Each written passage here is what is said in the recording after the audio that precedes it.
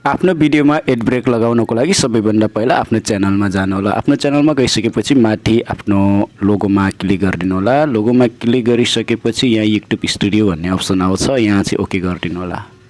तपाईले यहाँ ओके गरिसकेपछि यहाँ कन्टेन्ट भन्ने आउँछ, कन्टेन्टमा चाहिँ तपाईले क्लिक गरिदिनु होला।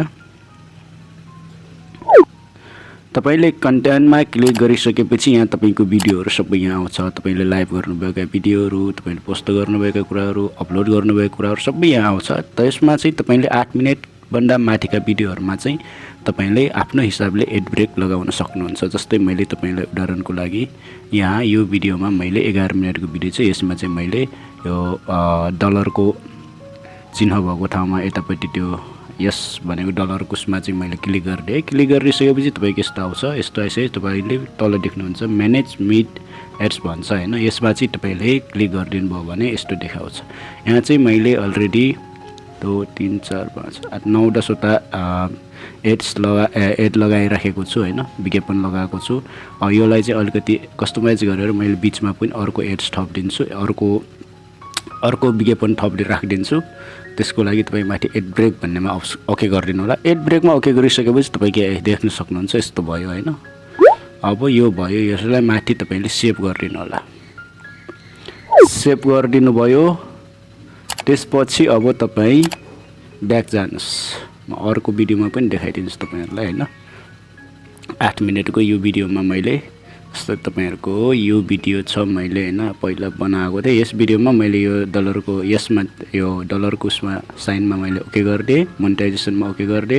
गरिसकेपछि तपाईको यहाँ फेरि अघिको जस्तो म्यानेज मिड एड्स भन्छ हैन, यसमा ओके गरिदिनु भयो भने तपाईको यहाँ यस्तो देखाउँछ। मैले चाहिँ यहाँ सुरुमा एउटा भिडियो सुरु हुनुभन्दा पहिला पनि एउटा एड लगाइदिए, त्यसपछि योलाई म्यानेज गर्न सक्नुहुन्छ। तपाईले कति सेकेन्ड कति मिनेटमा राख्दिने भनेर चाहिँ तपाईहरुले यहाँबाट बनाउन कस्टमाइज गर्न सक्नुहुन्छ। र यो बौका एडहरुलाई पनि कति सेकेन्ड कति मिनेट र कति सेकेन्डमा राख्दिने भनेर पनि यो तपाईहरुले बनाउन सक्नुहुन्छ। जस्तै मैले योलाई अलिकति यता सारेर बीचमा पनि मैले एउटा एड थपिदिन्छु हैन।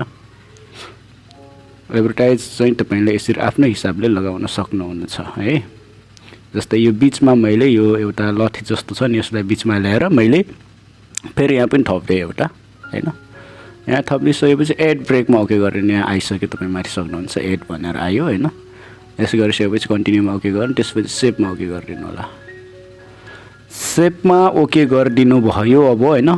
अब चाहिँ तपाई फेरि ब्याक जानु होला। सेभमा ओके गरिसकेपछि म अर्को भिडियोमा पनि देखाइदिन्छु तपाईलाई बुझाउनलाई। मैले 3टा भिडियोमा चाहिँ एड ब्रेक लगाएर म तपाईहरुलाई देखाइराखेको छु हैन।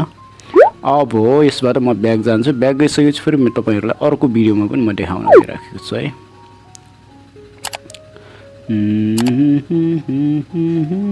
यो भिडियोमा मैले तपाईहरुलाई फेरि देखाउँछु 12 मिनेट समथिङ कति छ। यसमा मोनेटाइजेसनमा ओके गरिदिनु होला।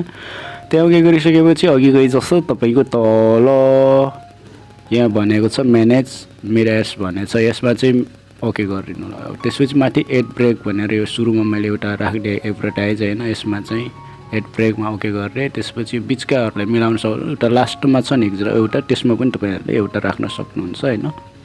अनि यो भएका एडहरुलाई पनि तपाईहरुले आफ्नो हिसाबले मिलाउन सक्नुहुन्छ।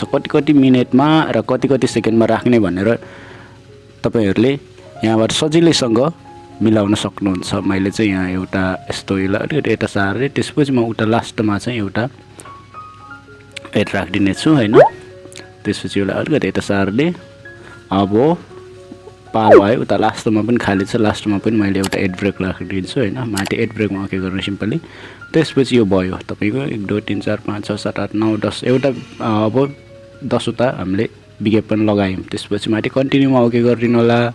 कन्टिन्युमा ओके गरिसकेपछि तपाईले सेभ गर्नु। यस्तै गरी तपाईहरुले आफ्नो भिडियोमा आफ्नो हिसाबले 8 मिनेट माथिको भिडियोहरुमा एड्स लगाएर पैसाहरु कमाउन सक्नुहुनेछ।